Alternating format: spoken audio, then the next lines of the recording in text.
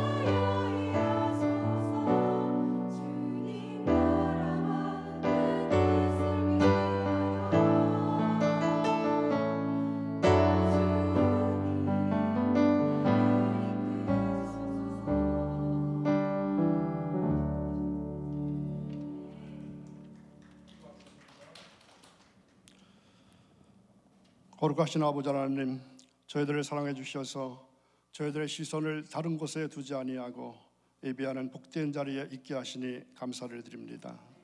특히 사랑 구속 헌신 예배를 드리게 하시오니 무한 감사를 드립니다. 우리 교회 속회는 구체적인 삶의 현장에서 죄악의 권세와 싸우는 하나님 나라의 전위가 되기를 원합니다. 주님의 뜻이 하늘에서 이루어진 것처럼 땅에서도 이루어지게 하는 일에 앞장서는 하나님 나라의 최전선이 되게 하옵소서. 우리 속회는 일상의 한복판에서 하나님께 나아가는 경건한 일배처가 되게 하시고 죄의 고백과 용서가 이루어지는 진실한 고백의 밀실이 되게 하시며 용서받은 죄인들이 감격하며 노래하는 그러한 찬양의 전당이 되기를 원합니다. 또한 우리 속회는 서로 격려해주고 서로 도와주는 사랑의 공동체가 되게 하시고 믿음으로 주님께 용서받고 사랑으로 하나 된 성도들의 행복한 사람들에게 또한 이웃에게 증거하는 증인 공동체가 되게 하옵소서. 우리 교회 속회는 삶의 지원 공동체가 되기를 원합니다. 넘어졌을 때 일으켜 주는 것, 실패했을 때 다시 일어서도록 격려와 지원을 아끼지 않는 귀한 장소가 되게 하옵소서.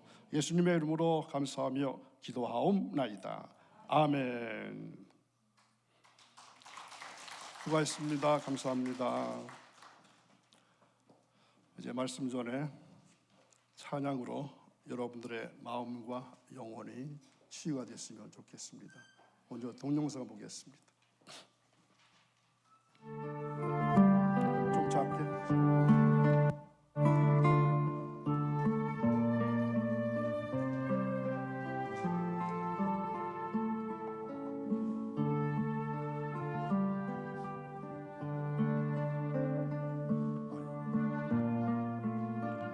바뀌었어요.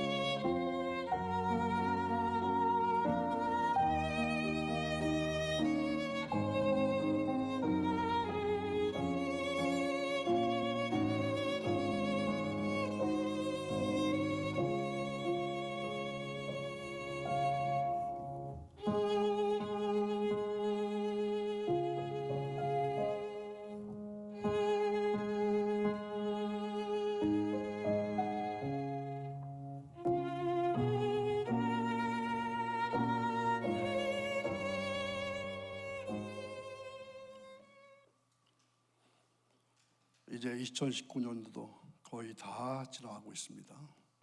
1년을 보내고 새로운 해를 맞이할 때마다 거의 다 비슷한 감정을 가지게 될 것입니다. 아마도 만족함보다는 지난 아쉬움과 후회가 더 많을 것입니다. 특히 신앙적인 면에서는 더 그럴 것 같습니다. 제가 여러분들에게 간절히 바라는 것이 있습니다. 금년이 다 가고 2020년 새해를 맞이해서 1년을 보내고 연말을 맞이할 때 신앙적으로 아쉬움과 후회하는 일이 적거나 아니면 아주 없었으면 좋겠습니다. 그래서 오늘은 새벽 기도의 유익에 대해서 여러분들에게 다시 한번 새벽 기도를 생각해 보라고 권면할까 합니다. 아마 여기까지 들으신 분들 중에는 또 새벽 기도 얘기야 하면서 알레르기 반응을 일으킬 분이 계실 겁니다. 할 수도 없는데 스트레스 받는다는 반응을 보이실 것입니다. 반면에 새롭게 결심할 분도 계실 겁니다. 부디 새롭게 결심하시는 분들이 많아지게 되기를 바라면서 오늘 우리에게 주시는 하나님의 말씀을 생각해 볼까 합니다. 우리의 신앙생활은 평생 동안 이어지게 됩니다. 평생 동안 이어가는 여러분들의 신앙생활 가운데서 매일같이 새벽 기도에 참여하지는 못한다 할지라도 일주일에 한두 번 정도는 참석할 수 없는 신앙이라면 내 신앙을 내 자신이 어떻게 평가할 수 있을까요? 새벽 기도를 좋아하는 사람은 그리 많지 않습니다. 왜냐하면 새벽 기도는 누구나가 힘이 들어하기 때문입니다. 왜 힘이 들고 어렵겠습니까? 이른 새벽에 교회에 나온다는 것이 그렇게 쉬운 일이 아니기 때문입니다. 더군다나 날씨가 추워질 것 같으면 더 힘이 들게 됩니다. 그럼에도 불구하고 새벽 기도를 하는 이유가 무엇이겠습니까? 새벽 기도만이 가지는 장점과 특징이 있기 때문입니다. 새벽 기도만이 가지는 유익이 있기 때문입니다.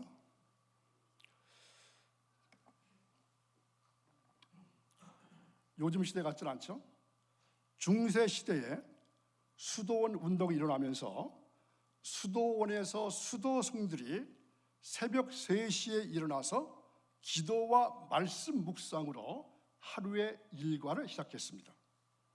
이 서구 수도원 운동의 아버지라고 부르는 성 베네딕트가 수도사들을 위해서 쓴 The Rule of Saint Benedict라고 하는 책에 보면은 수도사들의 하루 일과가 새벽 기도와 함께 시작이 되었습니다.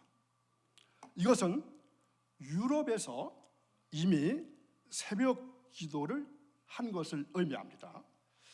여러분 기독교의 역사를 볼 것 같으면 새벽 기도가 우리 한국교회의 고유한 산물이나 전유물이 아니라는 것을 알 수가 있습니다. 한국 기독교인들만이 하는 것이 아니라는 것을 알 수가 있습니다. 나의 헌신과 행복의 비결은 하루를 어떻게 시작하느냐에 달려 있습니다. 연주자가 음악회가 시작되기 전에 악기를 조율합니다. 그러나 음악회가 끝난 다음에 조율을 한다면 그것은 어리석은 일이 될 것입니다. 저는 보통 새벽 3시에 일어납니다. 새벽을 깨우고 일어나서 하나님의 뜻에 저의 생각을 맞추는 일부터 시작을 합니다. 그러면서 하나님, 이 하루도 주님의 뜻에 따라 살아가게 하옵소서. 그러면서 하루 인생이 보람되고 행복한 마음 가지고 하루를 시작합니다. 자, 여러분, 우리가 예수 그리스도를 주로 고백했을 때 그 의미가 무엇입니까? 히브리서 기자는 이렇게 말합니다. 다 함께 했습니다. 믿음의 주여 또 온전하게 하시는 이인 예수를 바라보자. 그는 그 앞에 있는 기쁨을 위하여 십자가를 참으사 부끄러움을 개의치 아니하시더니 하나님 보좌 우편에 앉으셨느니라. 믿음의 주여 또 온전케 하시는 이인 예수를 바라보자. 이렇게 말씀합니다. 예수님만 바라보고 믿고 살자, 이런 말입니다. 예수님께 우리의 눈을 고정시키자는 것입니다. 그런데 그 예수님이 누구십니까? 우리 믿음을 창시하신 분입니다. 또한 우리의 믿음을 만드신 믿음의 저자이십니다. 그리고 예수님은 우리의 믿음을 완전하게 하시는 분이십니다. 우리 믿음은 예수 그리스도에서 시작해서 예수 그리스도로 말미암아 완전해집니다. 그러니까 믿음 생활은 예수 그리스도를 빼놓고는 생각할 수 없습니다. 믿음 생활의 핵심은 그래서 예수님의 말씀을 듣는 데부터 시작됩니다. 단순히 예수님의 말씀을 듣는 것이 아니라 예수님의 말씀을 듣고 그 말씀에 어떻게 하는 것? 순종하는 것입니다. 그래서 우리는 예수님의 말씀을 중요하게 생각합니다. 믿는 사람들이 모이면 성경 공부를 하죠. 우리 교회에서도 일주일 내내 성경 공부를 하고 있습니다. 속회 예배 때도 성경 공부를 합니다. 주중에 모여서 성경 공부도 합니다. 또 큐티 같은 모임도 있습니다. 그런데 막상 이렇게 말씀을 강조하다 보니까 쉽게 잊어버린 것이 있습니다. 뭘 잊어버릴까요? 그분의 인격과 그분의 삶의 중요성을 잊어버릴 수가 있습니다. 예수님의 말씀이 중요한 것만큼 예수님의 인격도 중요합니다. 그리고 예수님이 어떤 삶을 사셨는가 하는 것이 그 못지않게 중요합니다. 오늘도 딴 곳에 있지 아니하고 예배하는 자리에 참여하신 사랑하신 여러분, 여러분들이 교회 생활하는 목적이 무엇입니까? 무엇이죠? 교회 생활하는 목적이 무엇인가요? 구원을 확신한 성도가 계속해서 교회 다니는 이유가 무엇입니까? 당연히 구원받은 성도의 삶을 실천하기 위해서일 것입니다. 이것은 끝없는 도전이고 크리스천의 삶의 이유 자체가 될 것입니다. 하지만 교인들의 신앙 생활의 이유는 그렇게 단순하지 않은 것 같습니다. 과거 경험으로 보아서 저는 그렇게 느낄 때가 많았습니다. 물론 정답은 아니지만 그런 성도들을 무수히 만났습니다. 성령의 체험부터 시작해서 하나님과의 만남, 더 나아가서 은사 체험에 이르기까지 그 이유가 다양하더라고요. 그러나 이런 것들은 너무나 당연하면서도 건전한 것들입니다. 축제가 이유라면, 질병 치유가 이유라면, 만사 형통이 이유라면, 승진이나 합격이 이유라면, 조금 더 고상하게 착한 사람이 되는 게 이유라면 미워할 수 없게도 이러한 이유인 분들이 많이 있었습니다. 그렇다고 그게 아니라고 떼쓰기도 어렵습니다. 얼마나 그런 것이 간절하면 교회 다니는 이유가 될까 생각하니까 때로는 이해가 되기도 했습니다. 그래서 우리가 복음이라고 할 때, 잘 정리해 보시기 바랍니다. 복음이라고 할 때 여러분 생각에 어떠한 답을 할 수 있겠습니까? 첫 번째는 예수 그리스도의 말씀입니다. 그 다음에 뭐일까요? 예수 그리스도의 인격입니다. 그 다음에 예수 그리스도의 삶 전체입니다. 하나만 들어가는 것이 아니라 이 세 가지 다 포함해서 복음이라 이렇게 말합니다. 그런데 대개 우리들은 어디까지만 하죠? 어디까지만 합니까? 예수 그리스도의 말씀만 여태까지 엄청 많이 들어왔습니다. 20년 정도 신앙생활 했다고 할 것 같으면 예배를 어느 정도 드렸을까요? 계산해 보면 엄청난 숫자입니다. 그런데 행하는 거 보면 저 사람이 20년 교회 다닌 사람 맞나? 그럴 때가 꽤 많더라고요. 자, 인격과 삶 전체를 오늘은 특별히 생각해 보시기 바랍니다. 자, 예수님에게 있어서 기도는 어떻다고요? 자연스러운 삶의 한 부분이었습니다. 기도는 예수님의 습관이었습니다. 자, 이 말씀 함께 읽어보겠습니다. 예수께서 나가사 습관을 따라 감람산에 가시매 제자들도 따라갔더니, 아멘. 습관을 따라 그런데 예수님은 저녁에만 기도하신 게 아니더라고요. 아침 일찍 새벽에 어디 가셔서 한적한 곳을 가셔서 기도하셨습니다. 이 말씀이 마가복음 1장 35절입니다. 새벽 아직도 밝기 전에 예수께서 일어나 나가 한적한 곳으로 가서 거기서 기도하시더니. 아멘. 그날은 유다인도 분주한 날이었습니다. 병든 사람들이 해진 후에도 예수님께 계속해서 몰려왔습니다. 오죽하면은 이런 표현이 있습니다. 온 동네가 문 앞에 모였더라. 이렇게 피곤한 날에도 다음날 새벽에 일어나서 기도하셨습니다. 그래서 누가복음 22장 38절은 이렇게 말씀합니다. 모든 백성이 그 말씀을 들으려고 이른 아침에 성전에 나아가더라. 아멘. 예수님은 날마다 이른 새벽에 성전에 가서 기도하셨습니다. 하나님의 말씀에 목마른 사람들은 예수님의 이 습관을 알고 이른 새벽에 성전으로 가는 것입니다. 그들은 거기서 예수님을 만날 수 있었습니다. 아마 그래서 우리가 주님을 본받는다 하는 것은 어디까지? 예수님의 이 기도의 습관도 본받는 것을 의미합니다. 예수님의 말씀만 배우는 것이 아니라 예수님의 가지고 계셨던 기도의 습관도 배우는 것입니다. 자, 여러분 찬송가 364장 4절을 찬송하겠습니다.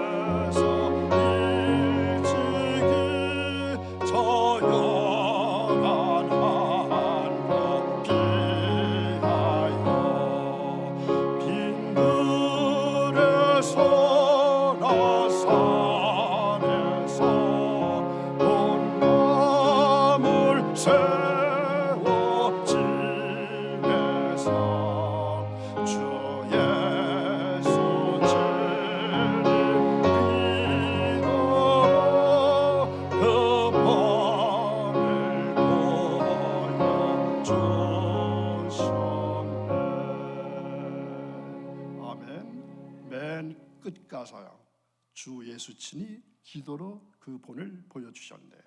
예수님은 우리에게 기도의 본을 보여주셨습니다. 요한복음 8장 2절에도 같은 말씀이 기록되어 있습니다. 함께 있습니다. 아침에 다시 성전으로 들어오시니 백성이 다 나오는지라 앉으사 저희를 가르치시더니. 아멘. 새벽에 성전을 찾는 것은 예수님의 습관이셨습니다. 사람들은 예수님의 습관을 알고 성전에 모인 것입니다. 새벽 기도에 대해서 강조하면은 못마땅하게 여기는 사람들이 많이 있습니다. 이 바쁜 현대 생활에 새벽 기도는 무슨, 이렇게 말하는 분들이 있습니다. 또 새벽 길이 위험한데, 물론 그렇습니다. 또 실제로 새벽 기도 마치고 돌아가다가 몹쓸 일도 당하기도 했습니다. 제가 말레이시아에서 목회할 때 새벽에 그런 일이 있었습니다. 이 애국 사람들은 우리 갖고 있는 성경책을 책으로 보는 것이 아니라 지갑으로 볼 수 있습니다. 그래서 새벽에 어르신이 교회에 오다가 그 성경책을 뺏겼어요. 뺏기지 않으려고 서로 몸싸움을 하다가 아주 시구동창에 빠뜨리는 그러한 경우가 있었거든요. 그래서 그 다음 날부터는 남성교회 동원해가지고 교회 근처에 순찰을 돌면서 새벽 기도를 한 적이 있었습니다. 한국 교회들이 전반적으로 성장하지 않거나 제자리 걸음하고 있습니다. 아예 문을 닫는 교회들이 늘어나고 있습니다. 교회마다 비상이 걸리고 안간힘을 쓰고 있습니다. 교회마다 좋다는 프로그램은 다 동원하고 따라합니다. 하다 지쳐서 이제 그것도 하지 못하는 교회가 더 늘어나고 있습니다. 교회마다 돌파구를 마련하고 야단드립니다. 그런데 그 와중에서도 교회는 부흥하는 교회들이 있습니다. 물론 목사님의 설교가 탁월해야 부흥한다고 생각하는 사람들이 있는데 꼭 그렇지만은 않습니다. 물론 목사의 잘하는 설교가 필요하고 복음적인 설교가 분명 필요하고 중요하지만 하나님께서 그 교회에 부흥을 허락하셔야 부흥합니다. 하나님께서 그 교회를 기뻐하셔야 합니다. 그 교회를 축복하셔야 교회가 부흥합니다. 부흥하는 교회들을 보면은 어떤 교회? 모두 다 기도하는 교회들이었습니다. 무슨 복잡한 프로그램을 운영하는 교회가 부흥하는 것이 아니라 단순하게 기도하는 교회가 부흥합니다. 미국 LA 남가주에 사랑의 교회가 있습니다. 지금은 어떨지 모르지만 제가 미국에 있을 때 그 교회에서 부흥을 할 것 같으면은 새벽 기도에만 1,000명이 넘는 교인들이 모이는 것을 본 적이 있습니다. 근데 우리 교회 지난번 부흥회 했을 때 되게 새벽이었거든요. 뒤에서 찍었더니 거의 찬 것 같아요. 꽉 차 있는 것 같아요. 사진 찍으려면 앞에서 찍어야 될 것 같아요. 그래도 뒤에서 보니까 꽤 많이 보일 것처럼 보이더라고요. 이민 생활이 힘들고 피곤하다는 말들을 귀가 따갑도록 많이 들었는데 그 교회 교인들이 이렇게 새벽의 기적을 만들어내고 있었습니다. 이렇게 바쁜데 무슨 새벽 기도, 바쁘게 살아가는 현대인들이 무슨 새벽 기도, 밤새워 공부하는 사람들이 무슨 새벽 기도를 해. 내일 출근해야 하는데 어떻게 새벽 기도하지? 이렇게 말하는 사람들은 죄송하지만 기도가 무엇인지 모르는 사람들입니다. 자, 기도는 어떤 것일까요? 인간의 역사가 아닙니다. 기도는 여러분의 일생생활에 덧붙여진 피곤하고 귀찮은 부업이 아닙니다. 자, 함께 크게 한 목소리 있습니다. 기도는 하나님의 능력을 체험하는 것이고, 기도는 무한한 하나님의 영적인 힘을 공급받는 것이고, 기도는 세상을 이기는 힘을 공급받는 것이다. 아멘. 그리고 기도는 우리의 삶을 송두리째 뒤바꿔 놓는 하나님의 역사입니다. 분명히 하시기 바랍니다. 기도는 인간의 역사가 아닙니다. 흔히 생각하기를 새벽 기도는 한국교회의 전통이라고 생각하고 있습니다. 그러나 그렇지 않습니다. 성경에 나오는 신앙의 선배들을 보십시오. 모두 새벽 일찍 일어나서 하나님을 대면했던 사람들입니다. 어떤 사람이 있을까요? 아브라함, 야곱, 여호수아, 모세. 여호수아는 참 매력 있는 사람입니다. 여호수아도 아침 일찍 일어나는 습관을 가지고 있었습니다. 기드온, 사무엘, 다윗 등 믿음의 사람들은 모두 아침 일찍 하나님을 대면하고 하나님의 말씀을 묵상했던 사람들입니다.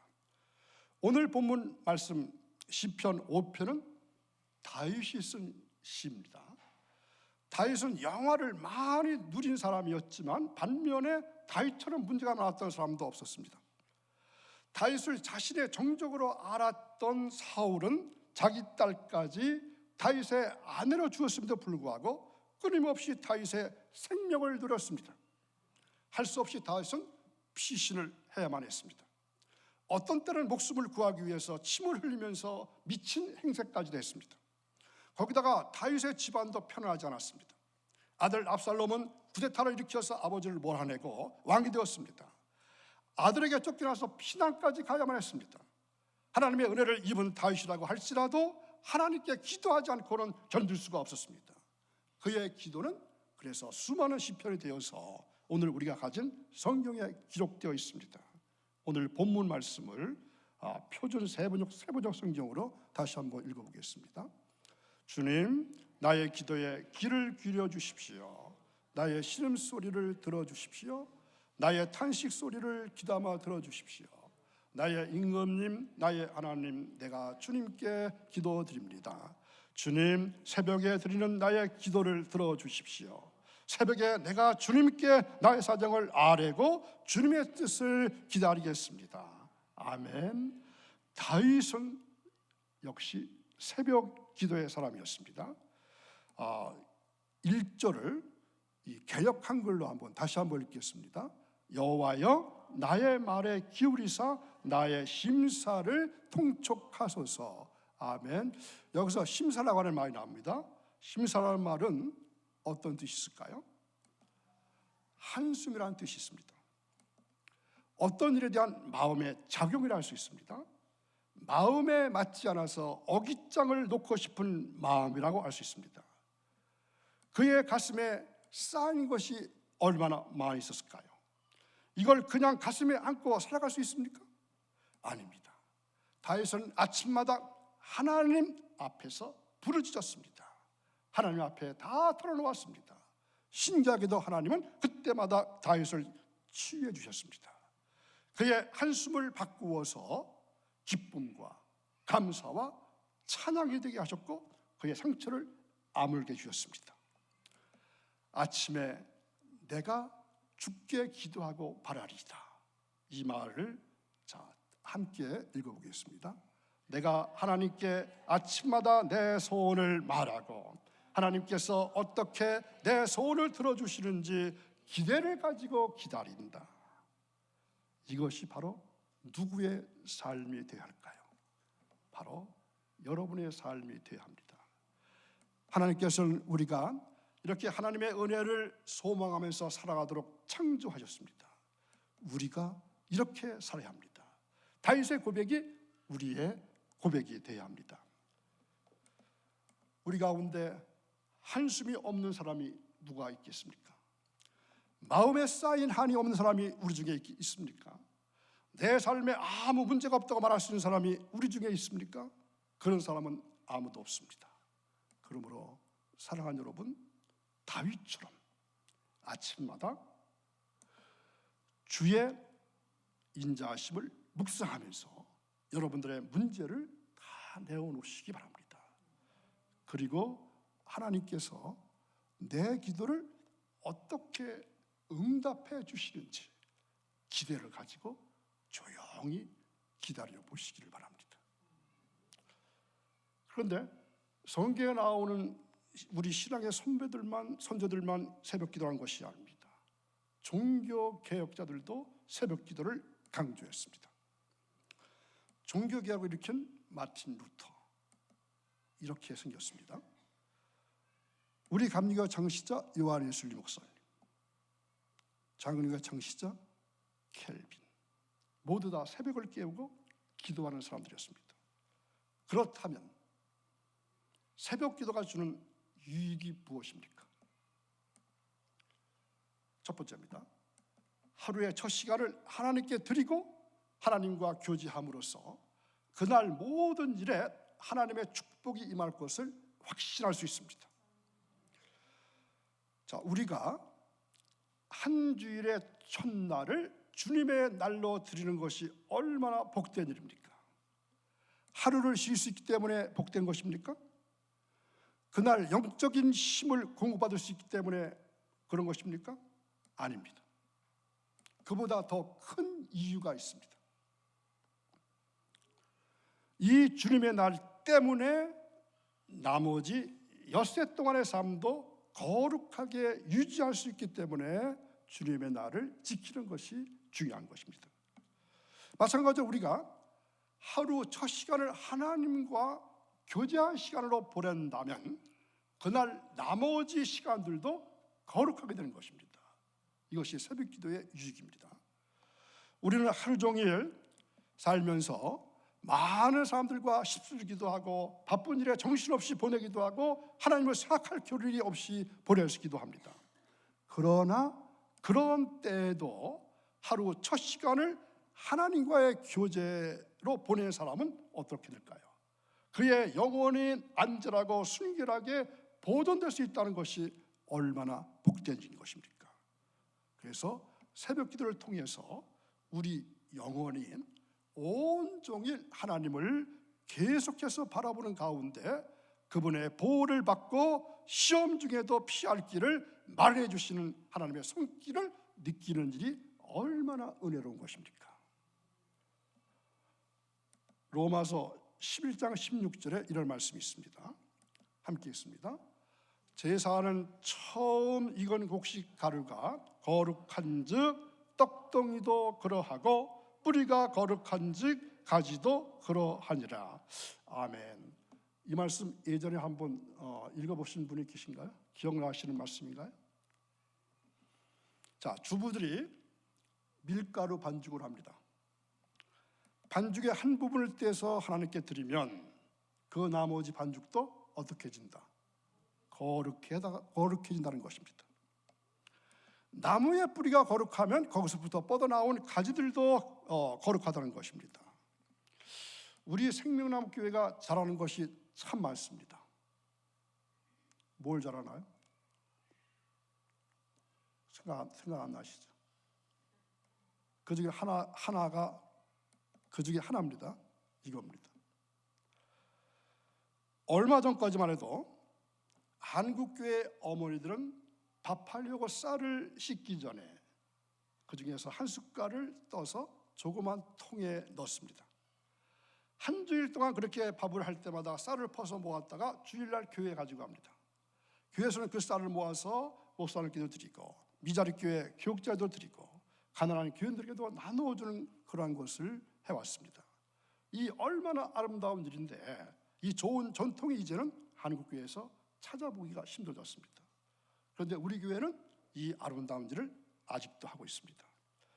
아직까지 일에 동참하지 않고 계시다면 이러한 원리를 아시고 이제부터라도 동참해 볼 수 있기를 바랍니다. 자, 왜 이게 좋은 걸까요? 밥을 할 때마다 한 숟갈씩 떠내는 그 마음이 귀한 것입니다. 그러면 나머지 쌀도 어떻게 된다고요? 거룩해집니다. 그리고 거기서 끝나는 것이 아니라 식구들이 밥 먹는 밥 자체가 거룩해집니다. 그리고 그 식구들이 축복을 받습니다. 이것이 성미의 원리입니다. 분명히 이해하셨죠? 설명 더 해요? 자, 하루의 첫 시간을 하나님께 드림으로 나머지 하루의 모든 시간들이 거룩해진다. 이것이 새벽 기도가 주는 가장 큰 유익입니다. 이 원리를 깨닫고 새벽 기도에 헌신하는 사람은 그 인생이 행복할 수밖에 없습니다. 우리 주님께서도 이 원리를 따라서 사셨기 때문입니다. 신앙의 선배들도 이 원리를 따라서 새벽 기도에 헌신했기 때문입니다. 둘째 새벽 기도의 유익이 무엇일까요? 새벽 기도를 통해서 하나님의 역사를 더 많이 체험할 수 있다는 것입니다. 환경의 장애와 한계를 뛰어넘게 하는 하나님의 능력을 체험할 수가 있습니다. 많은 간증들이 새벽 기도를 통해서 쏟아나옵니다. 그래서 새벽 기도에 주력하는 교회들은 간증거리가 많습니다. 우리 힘으로는 어쩔 수 없는 장벽이 있다고 할지라도 기도하는 사람 앞에는 그 장벽이 무너지게 되어 있습니다. 그러므로 무릎 꿇어서 기도 많이 하는 사람 어떻게 하지 마십시오? 무시하지 마십시오. 기도 많이 하는 사람 무시해서는 안 됩니다. 왜 그럴까요? 어떤 장벽도 무너뜨릴 수 있는 능력을 기도 많이 하는 사람은 가지고 있기 때문입니다. 저 사람 기도 많이 하는 사람 같은가요? 바울이 고백했습니다. 함께 했습니다. 우리의 싸우는 무기는 육신에 속하는 것이 아니요 오직 어떤 견고한 진도 무너뜨리는 하나님의 능력이라. 아멘. 자, 셋째로 하나님은 성도가 한 곳에 모여 합심해서 기도하는 것을 기뻐하십니다. 소위 말해서 합심 기도입니다. 사도들이 성령 세례를 받은 것은 한 곳에 모여 합심해서 기도했던 때였습니다. 하나님이 개인에게 말씀하시기보다 교회에게 말씀하시기를 좋아하십니다. 기뻐하십니다. 새벽에 당신의 사랑하는 자녀들이 한 곳에 모여서 기도하는 것을 하나님께서 기뻐하시지 않으시겠습니까? 오늘도 딴 곳에 있지 아니하고 생명을 걸고 말씀 들으시는 여러분, 이 자리에 나오시기 위해서는 생명을 걸어야 합니다. 근데 생명을 걸었는데 와서 주무시는 분이 또 계셔요. 하루 중에 가장 귀한 시간을 주님께 드려 헌신하지 않으시겠습니까? 하루의 첫 시간을 주님께 드림으로 하루가 아니 여러분의 일생이 거룩하게 구별되는 일에 헌신하지 않겠습니까? 자기의 환경이나 처지를 탓하지 말고 하나님께 꿇어 엎드림으로써 하나님께서 여러분의 삶을 바꾸어 주시도록 헌신하는 일에 헌신하지 않겠습니까? 우리 주님께서 우리에게 보여주신 기도의 본을 따라서 모든 성도들과 함께 기도하는 자리에 나오지 않겠습니까? 하루의 첫 시간을 어떻게 시작하는가에 따라서 하루의 결과가 어떤 것인가를 예상해 볼 수가 있습니다. 하나님과 함께 새벽을 여는 사람은 아침 햇살만큼이나 찬란한 은혜가 임하는 것을 경험할 수 있을 것입니다. 긴 밤의 고통과 기다림을 알기에 그는 밝아오는 새벽을 하나님과 함께 깨우고자 하는 열망으로 불타오르게 될 것입니다. 그래서 성도의 새벽기도는 매일매일이 하나님의 정하신 날임을 확인하는 작업이어야 합니다. 새벽마다 이제 해가 떠오르면서 펼쳐질 그날 하루가 하나님의 놀랄 만한 선물꾸러기로서 자신 앞에 놓여 있음을 확실히 합니다. 오늘 하나님은 어떻게 이 일을 이루어내실까? 어떤 은혜와 사랑으로 나를 보호해주시고 인도하실까? 어떤 사건과 사람을 만나게 해주실까? 기대되지 않으세요? 그 가운데 주님의 선하신 뜻과 거룩한 섭리와 넘치는 영광이 오늘은 또 어떤 방식으로 나를 놀라게 해주실까? 그래서 궁극적으로 나와 내가 하는 일을 통해서 그리스도의 덕은 어떻게 주위에 전해지게 하실까? 지금은 구조적으로 이 불경기가 계속되고 있죠. 모두가 겪는 환난이라 이렇게 말합니다. 하나님께서 성도만 따로 구별해서 복을 주리라 기대하는 것만큼 유치한 신앙은 없습니다. 대신에 먼 장래의 소망을 키우시기 바랍니다. 하나님이 함께 하시는 성도야말로 정말 그분께 받은 소명을 붙들어야 합니다.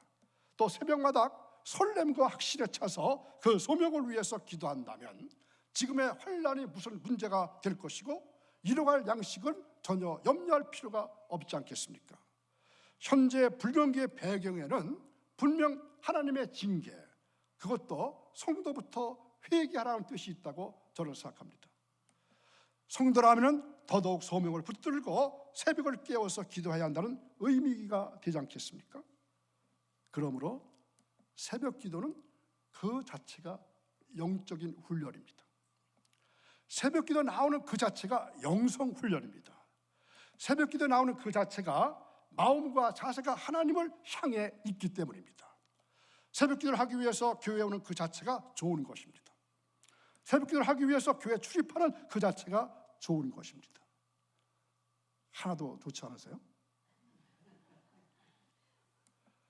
새벽 기도를 하기 위해서 교회에 온다는 그 마음과 자세가 좋은 것입니다. 집에서 공부하는 것보다는 도서관에 가서 공부하는 것이 공부가 더 잘 되는 것처럼 공부하는 사람, 잘하는 사람이 어디 가죠? 도서관에 가서 공부가 더 잘 되는 것처럼 집에서 기도하는 것보다 어디 와서 교회에 나와서 기도하는 것이 기도가 더 잘 됩니다. 새벽 기도를 하지 않을 때 마음이 부담이 없어 좋죠. 내일 새벽 기도를 가지 않으니까 오늘 밤은 늦게 잘 수가 있어. 그렇게 하면서 주무시죠. 또 내일 아침에 늦게 일어날 수 있어 좋다 이렇게 생각하시죠. 자, 그렇게 된다면 뭐가 올까요? 영적으로 둔해지는 것을 경험하게 될 것입니다. 우리 몸에만 동맥경화나 중풍이 찾아오는 것이 아닙니다. 영적으로 동맥경화나 중풍이 찾아올 수가 있습니다. 몸에도 이 동맥경화나 중풍이 찾아올 것 같으면 치료하기가 얼마나 힘듭니까? 우리 영혼에 동맥경화나 중풍이 찾아오면 고치기가 얼마나 힘들까요? 육신적으로 편해서 좋지만 영적으로는 그만큼 게을러지고 약해지는 것을 경험하게 될 것입니다. 그러므로 새벽 기도하는 그 자체가 나를 어떻게 영적으로 깨어 있게 하는 것이라는 사실을 꼭 기억하시기 바랍니다. 이제 앞으로 오늘 들을 말씀이 가끔 생각나겠죠. 어떤 분들은 새벽에 못 나오시는 분들은 그렇다고 스트레스 받지 마십시오. 요즘 새벽 기도 인원이 너무 적어졌어요. 몇 명쯤 될까요? 30명 내지 40명밖에 안 돼요. 얼마 전에 70명, 80명 되던 인원들이 30명, 40명밖에 안 됩니다. 그 중에 남의 교인들이 반 정도는 채워주고 있어요. 그럼 우리 교회 교우들은 몇 명쯤 되는 겁니까? 뭐 계산 안 해드려도 되죠. 새벽 기도하는 그 자체가 나를 영적으로 깨어 있게 한다. 이 말씀을 꼭 기억하시기 바랍니다. 자, 시편 119편 140절, 147, 148에 보면 이런 말씀이 있습니다. 함께 있습니다. 내가 날이 밝기 전에 부르짖으며 주의 말씀을 바라싸우며 주의 말씀을 조용히 읊조리려고 내가 새벽녘에 눈을 떴나이다. 아멘. 이 말씀 오늘 두시는 레마의 말씀을 생각하시고 새벽을 깨우시는 여러분의 신앙 삶이 이어지기를 간절히 축원합니다. 이제 영상 기도로 마치겠습니다.